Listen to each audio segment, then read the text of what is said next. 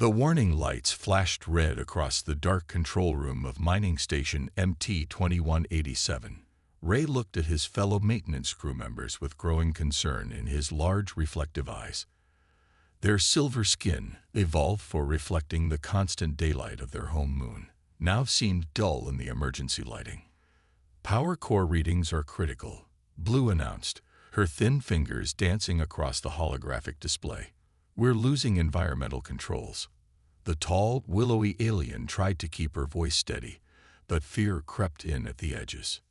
Spark, the youngest of the three, moved closer to his colleagues.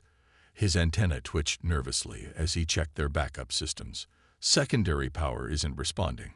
Something's wrong with the main reactor." The situation was bad and getting worse. The three luminarians weren't built for this. Their species had evolved on a bright, low-gravity moon where darkness was unknown and cold was a foreign concept. Now, trapped inside an asteroid mining facility with failing systems, they faced both. A loud crack echoed through the station, followed by the distinctive whine of failing gravity generators. Ray felt his stomach lurch as the artificial gravity fluctuated. "Gravity systems are becoming unstable," he reported, grabbing onto a support beam. "We need tow." The lights went out. Complete darkness engulfed them. Spark let out a small cry of distress. Luminarians had excellent vision in bright light, but virtually none in darkness. Their eyes hadn't evolved to handle it. They were effectively blind. "Emergency lights," Blue called out. "Why aren't they working?" "Power's too low," Ray answered, his voice tight with worry. "We're running on minimal life support only." He could feel the temperature starting to drop. Their environmental suits would protect them for a while, but not indefinitely. Spark's voice shook as he spoke. "We're 20 levels deep inside an asteroid, in total darkness, with failing life support and unstable gravity. Control Center won't be able to reach us for at least 6 hours." He paused, then added, "We'll freeze before then." Blue touched the communication panel, her fingers finding it by memory. "We need help. Someone who can handle these conditions. Someone who—" She stopped, an idea forming. "What is it?" Ray asked, hearing the change in her voice. "I know someone. A specialist in emergency repairs. He could reach us in under an hour with the right clearance." Blue hesitated before continuing. He's a Deathworlder." The room fell silent. Everyone knew about Deathworlders, especially humans. They came from a planet with crushing gravity, extreme temperature variations, and periods of complete darkness. Their bodies were dense with muscle, their bones nearly unbreakable by luminarian standards. They could see in low light, survive extreme cold, and possessed incredible endurance. They were also known to be unpredictable and potentially dangerous. A human. Spark's antenna went rigid with shock. "Here, in our facility." Ray considered their options. The temperature was still dropping. The gravity could fail completely at any moment, and they were blind in this darkness. "What's the human's name?" he asked finally. "Jack," Blue replied. "He's handled critical repairs in 3 other mining facilities. His success rate is perfect." Another tremor shook the station. Something metallic groaned in the distance. "Make the call," Ray decided. As their team leader, he knew when to put aside cultural fears for survival. "Full emergency clearance. Tell them to bring him in fast." Blue's fingers found the emergency broadcast controls. Her voice was clear and steady as she transmitted. Emergency code read, "Mining station MT-2187 requesting immediate assistance. Power core failure. Environmental systems critical. Requesting specialist Jack, human Deathworlder, priority clearance." As they waited in the darkness, feeling the cold seep through their environmental suits, Ray couldn't help but wonder if they'd made the right choice. But as another shudder ran through the station and the gravity wavered again, he knew they had no other option. They needed a Deathworlder's help to survive this darkness. They needed a human. 48 minutes after their distress call, the Luminarians heard the sound of a ship docking at the emergency airlock. They huddled together in the darkness of the control room, their environmental suits working harder against the increasing cold. "How will he even find us?" Spark whispered. The temperature display on his suit showed -15 degrees. "We can't see to guide him." A heavy thud echoed through the corridors, followed by the hiss of the airlock cycling. Then came the sound they least expected: whistling. The human was whistling as he walked through the pitch-black hallway.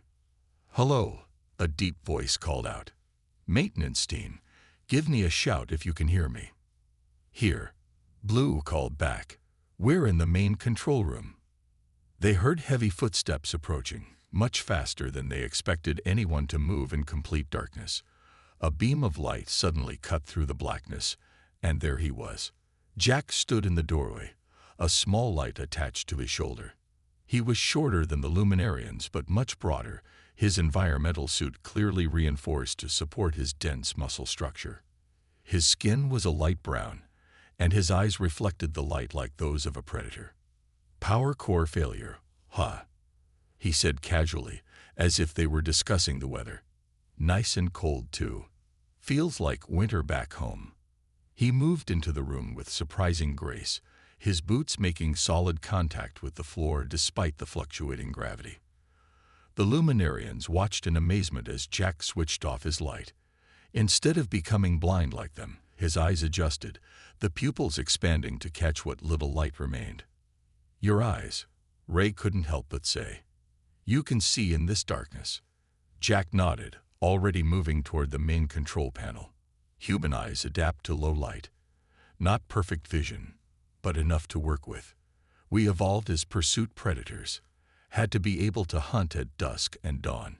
He spoke while his fingers moved across the dead controls, apparently able to read the displays even in the dim emergency lighting. A particularly strong gravity fluctuation hit, and while the Luminarians grabbed for support, Jack merely shifted his stance, his body automatically compensating for the change. "How are you standing so easily?" Spark asked, his antenna twitching with curiosity despite his fear. "High-gravity planet, remember. This wonky artificial gravity is nothing compared to Earth's pull. Plus, human inner ear gives us pretty good balance." Jack pulled a tool kit from his back and began opening panels. "Now, tell me everything that happened before the power core went down." As Blue explained the sequence of events, Jack worked.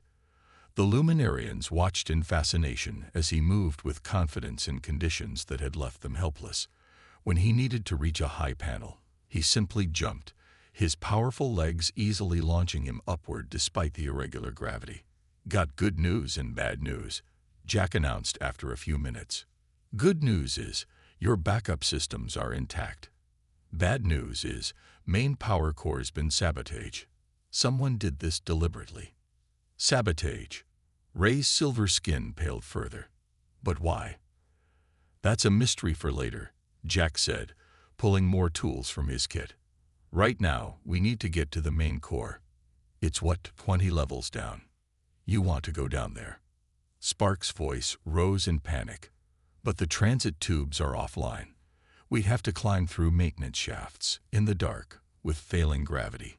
Jack grinned, and in the dim light, his teeth seemed to gleam. "Sounds like fun. Don't worry. I'll carry the heavy gear." To demonstrate, he easily lifted a power cell that would have required all 3 Luminarians to move. "You're not afraid?" Blue asked quietly. "Scared? Nah. This is what humans do best, adapt and overcome. Besides," he added, checking his suit's systems, "someone tried to hurt you folks by sabotaging this station. That makes me curious.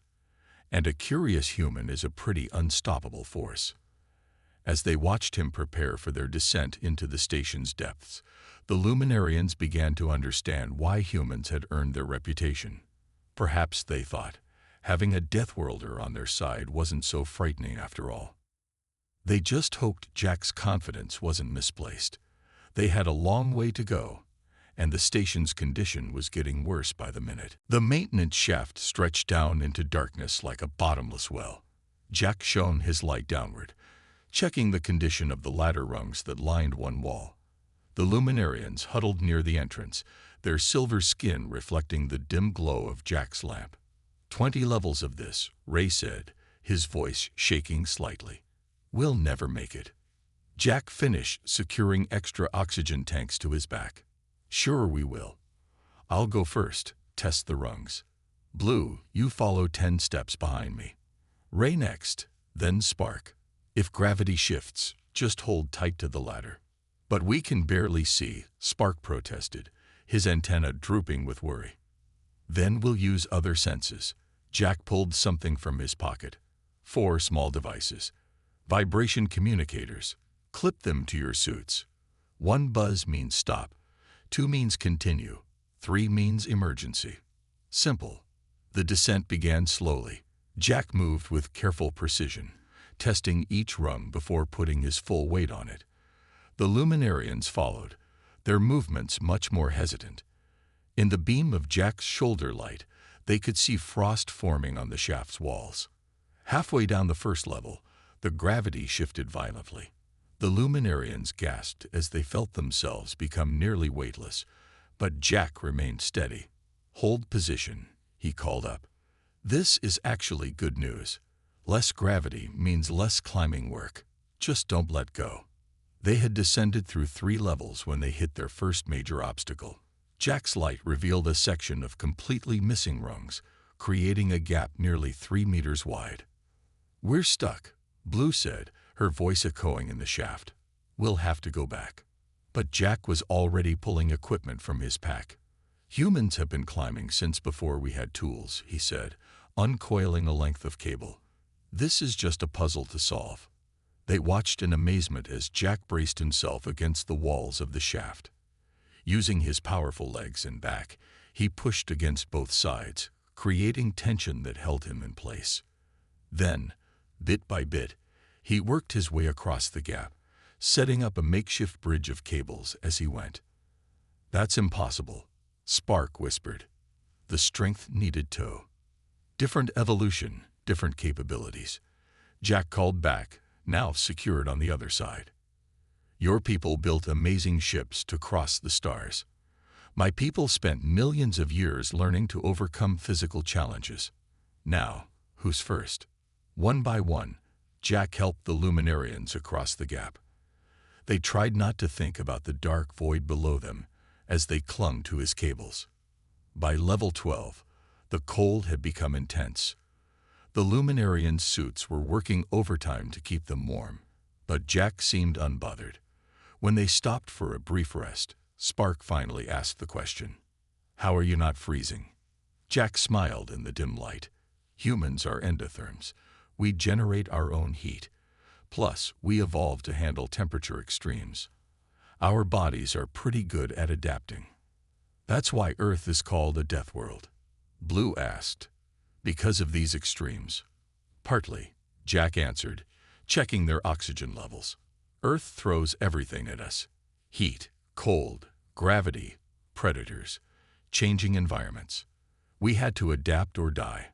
Made us pretty versatile. A distant rumble interrupted their conversation. The whole shaft trembled. "Power core's getting worse," Jack said, his voice turning serious. "We need to move faster. Here's the plan. I'll carry the extra oxygen tanks.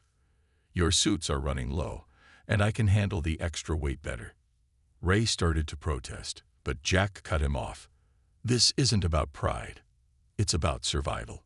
Sometimes the smart choice is letting someone help when they're better suited to the task." The Luminarians couldn't argue with that logic. As they continued their descent, they watched Jack move smoothly despite carrying nearly his own body weight in extra equipment.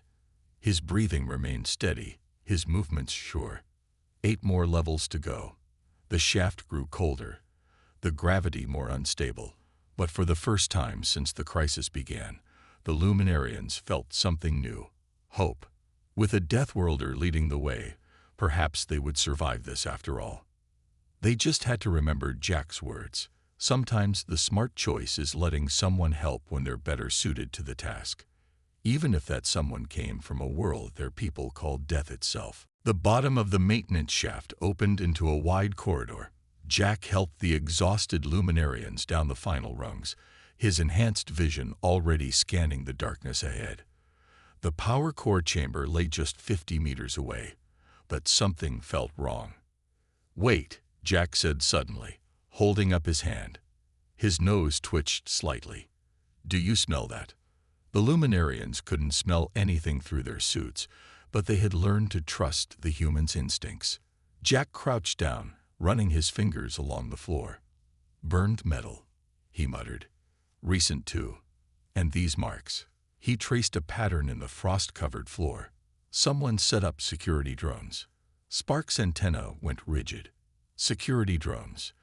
But they're only activated when someone inputs emergency lockdown codes. Blue finished, her voice tight with fear. "This proves it was sabotage." Jack pulled a small device from his toolkit. "Motion scanner. Picked it up after a nasty job on Europa. Let's see what we're dealing with." He studied the readings, his predator eyes reflecting the dim screen. 3 drones, actively patrolling. Programmed to stun anything that moves. Ray moved closer to the wall. "Then we're trapped. Those stun blasts would stop our hearts instantly." "Your hearts," Jack corrected. "Human cardiovascular system is more robust. I can take a hit or two." He grinned, but his eyes remained serious. Benefits of evolving on a high-gravity death world. Before anyone could protest, a mechanical whirring sound echoed through the corridor. A security drone rounded the corner, its sensors sweeping the area. The Luminarians froze, but Jack was already moving. In one fluid motion, he pushed the aliens behind a support beam. "Stay here," he whispered. "I've got an idea." They watched in horror and amazement as Jack deliberately stepped into the open. The drone immediately detected him, its weapons powering up with a high-pitched whine. But Jack was faster than the machine expected. He rolled under its first stun blast, the electrical discharge hitting the wall behind him. In the brief flash of light, the Luminarians saw him moving like a predator, every motion precise and calculated. The drone tried to adjust its aim, but Jack had already closed the distance. He jumped, a feat that would have been impossible for a Luminarian in the low gravity, and grabbed the drone midair. His powerful hands found seams in its armor that even its designers probably didn't know existed. With a sharp twist and a spray of sparks, the drone went dead. "One down," Jack called softly. "Stay put." The next few minutes were a blur of motion and precision.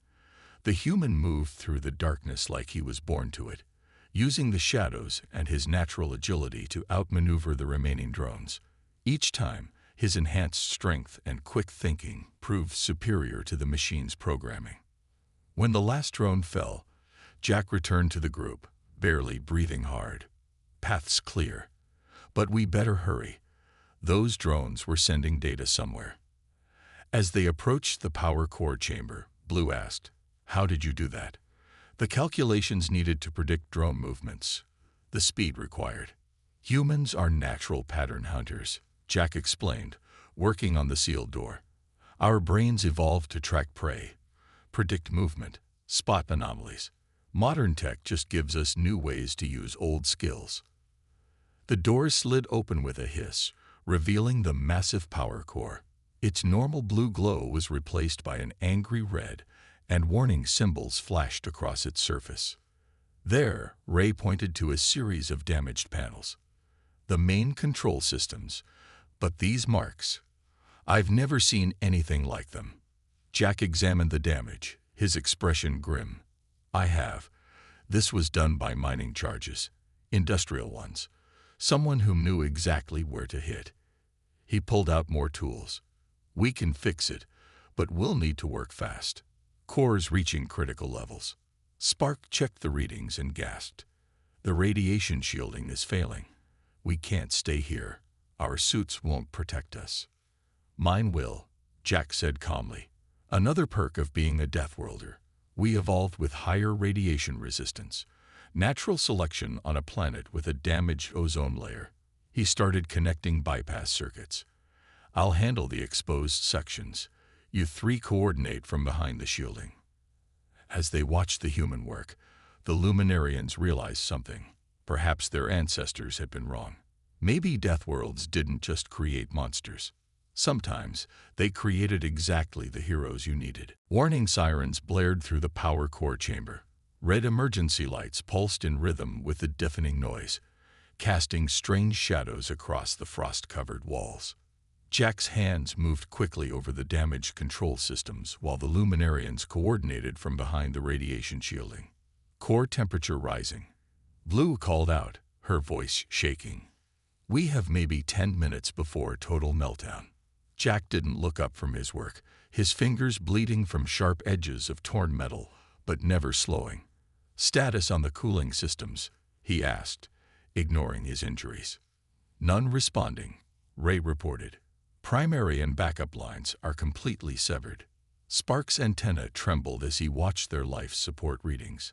"Our suits are failing. Temperatures dropping to lethal levels, and oxygen reserves are at 15%. Jack finally looked up, his eyes reflecting the red warning lights like a predator's. The Luminarians could see frost forming on his face shield, but his expression remained focused. A human trait they had learned was called determination. "We need to think like humans," Jack said, pulling more tools from his pack. "When normal solutions fail, we improvise." "Ray, what other liquids run through this station besides coolant?" "Well, there's the water recycling system, the mineral processing lines, the—" Ray stopped suddenly. Understanding. "The mineral lines, but they're not meant for cooling.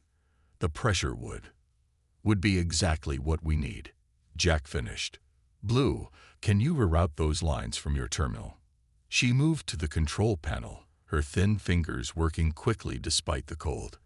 "Yes, but Jack, the only way to connect them to the core would be to manually rewire the junction box. It's in the high radiation zone, and the heat there will probably cook me." Jack nodded, already gathering the needed equipment. "But humans can handle more radiation and heat than most species. We evolved that way. Had to, on Earth." "But you'll die," Spark protested. Jack smiled grimly. "Human pain tolerance is pretty high too, and our bodies heal radiation damage better than most. I've got about 3 minutes in there before things get really bad." Before they could argue further, another alarm joined the chorus. The core's glow intensified, and waves of heat began radiating through the chamber. "Oxygen at 12%, Ray reported. "Core temperature critical. We're out of options." Jack moved to the radiation zone entrance. "Blue, on my signal, divert all mineral processing lines to the new routing. Ray, monitor the core temperature. Spark, watch my vitals. If I pass out, drag me out fast." The Luminarians watched in horror and amazement as Jack stepped into the radiation zone. The temperature there was high enough to melt their environmental suits, but the human pushed forward. They could see his suit's warning systems flashing red, telling him to retreat. He ignored them all. Jack's hands moved with incredible speed, connecting lines and rewiring systems. His breathing grew heavy, and sweat froze instantly on his face shield, but he didn't slow down. "Core reaching terminal levels," Ray shouted. "Almost. There." Jack's voice was strained. "Blue now." Blue diverted the lines. Cold mineral slurry rushed through the new connections. For a terrifying moment, nothing happened. Then the core's angry red glow began to fade. Temperature dropping. Ray called out, "It's working." "Jack, get out of there," Spark yelled, watching the human's vital signs plummet. "Your radiation exposure is far beyond safe levels." Jack stumbled back from the radiation zone, his movements unsteady. The Luminarians rushed to help him, supporting his weight as his legs gave out. "Did it work?" he asked, his voice weak but still concerned about the mission. "Core is stabilizing," Blue confirmed, checking the readings. "You did it, but your suit readings, the radiation dose you took." Jack managed a small laugh, though it clearly hurt. "Nothing some time in a med pod won't fix. Humans are stubborn that way. Really hard to kill." As they helped Jack toward the emergency medical station, the Luminarians shared a look. They had always thought of human durability as something frightening, but now they understood. Sometimes the ability to endure, to push through pain and danger, wasn't scary at all. Sometimes it was exactly what made humans heroes. The emergency medical station's lights flickered to life as backup power slowly returned to the station. Jack sat on the medical bed, his environmental suit removed, while the Luminarians worked on the station's systems. Despite his exposure to lethal radiation levels, he remained conscious and alert, something that amazed his alien companions. Main systems are starting to respond, Blue reported, her fingers moving across the control panel. But we're still running on minimal power. Jack nodded, checking the radiation treatment readings on his arm. Someone really wanted this station to fail. Those weren't random attacks on the systems. He winced as the med pod injected another dose of radiation treatment, but kept talking. We need to get full power back before they try again. But how? Spark asked, his antenna twitching nervously. The core is stable, but barely. We don't have enough power to restart the main systems. A slow smile spread across Jack's face, the kind of smile that the Luminarians had learned meant a human had an idea, usually a dangerous one. What if we don't need full power? Jack stood up, ignoring the medpod's warnings about movement. What if we just need one big surge? Ray's silver skin shimmered with concern. What are you thinking? The mineral processing lines, Jack explained, moving to the system diagrams. They're still connected to the core. If we reverse the flow and add an electrical charge, we could create a massive power surge, like jump-starting a vehicle, but on a station scale. Blue studied the diagrams.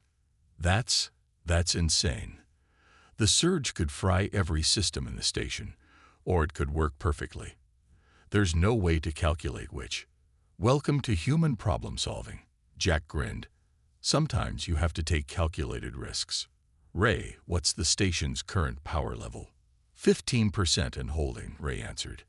Barely enough for life support. Jack began pulling tools from his damaged suit. Here's the plan. We'll channel every bit of remaining power into one surge. Use the mineral lines as conductors. The electrical charge should feed back into the core, forcing a restart. But if it fails, Spark pointed out, we lose everything. Life support, gravity, all of it. Then we better not fail. Jack started connecting power leads, his movements precise despite his injuries. Blue, I need you on the mineral line controls. Ray, monitor the core readings. Spark, watch the station's power grid. When I give the signal, we hit everything at once. The Luminarians moved to their positions, trust in the humans' plan overriding their natural caution.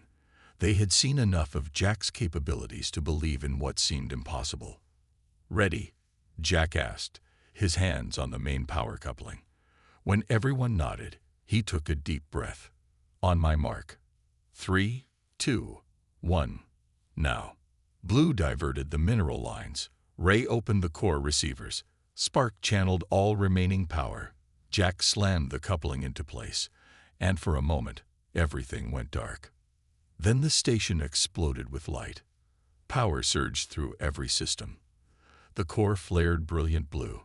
Warning alarms screamed, and then fell silent as systems rebooted one after another. Core power at 40%. Ray called out.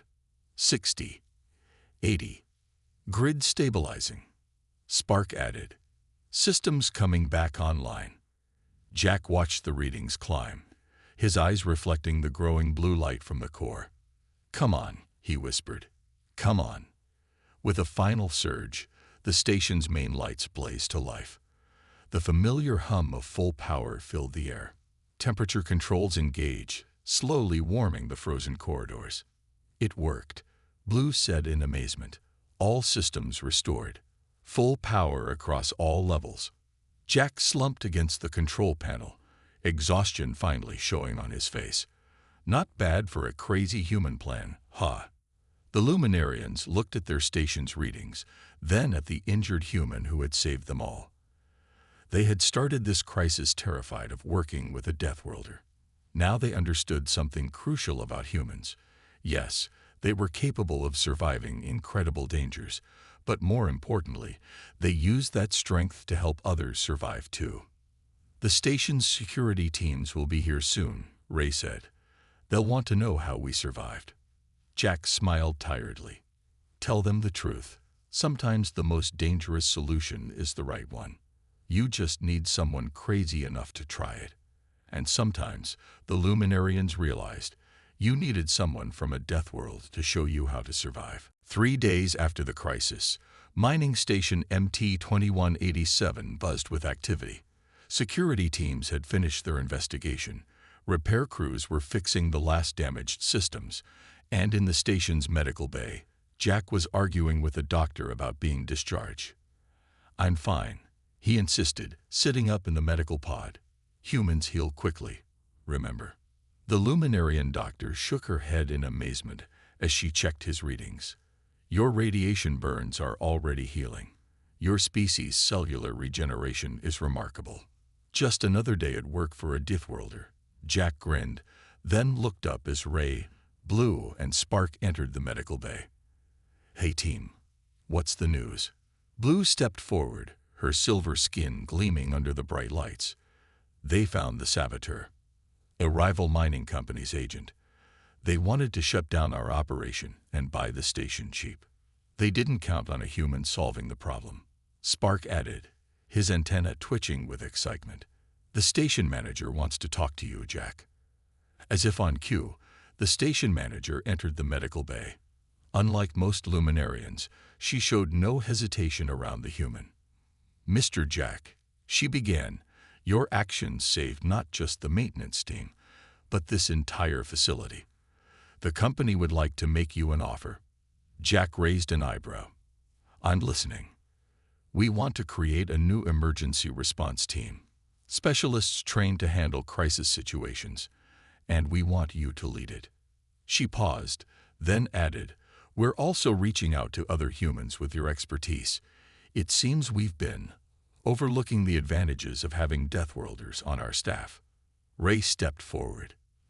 The maintenance crew has already volunteered to be part of the team. We've learned that our technical knowledge combined with human physical capabilities makes an excellent combination. Jack looked at the Luminarians who had gone from fearing him to trusting him with their lives. You know humans can be pretty intense to work with, he said with a smile. We've noticed, Blue replied dryly. But we've also noticed that humans are loyal, creative, and willing to risk everything to help others. Those seem like good traits in a crisis.